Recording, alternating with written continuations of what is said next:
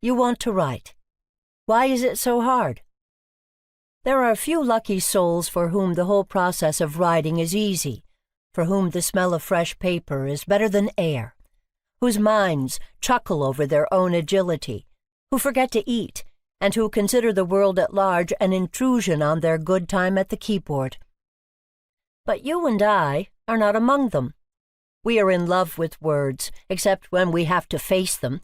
We are caught in a guilty paradox in which we grumble over our lack of time, and when we have the time, we sharpen pencils, check email, or clip the hedges.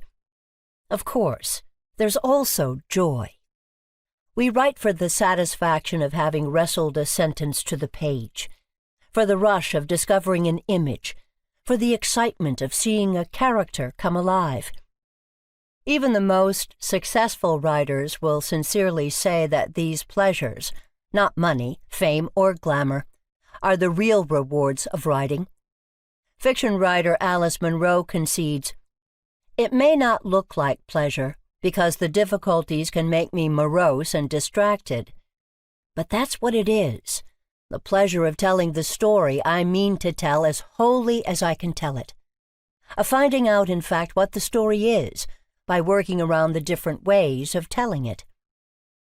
Nevertheless, writers may forget what such pleasure feels like when confronting a blank page, like the heroine of Anita Bruckner's novel, Look at Me.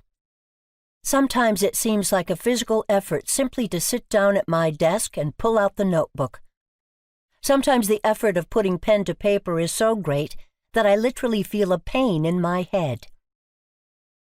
It helps to know that most writers share the paradox of least wanting to do what we most want to do. It also helps to know some of the reasons for our reluctance. Fear of what could emerge on the page, and what it may reveal about our inner lives, can keep us from getting started. What's called writer's block, claims novelist Tom Wolfe, is almost always ordinary fear. Indeed, whenever I ask a group of writers what they find most difficult, a significant number answer that they feel they aren't good enough, that the empty page intimidates them, that they are in some way afraid. Many complain of their own laziness, but laziness, like money, doesn't really exist except to represent something else. In this case, fear, severe self-judgment, or what Natalie Goldberg calls the cycle of guilt, avoidance, and pressure.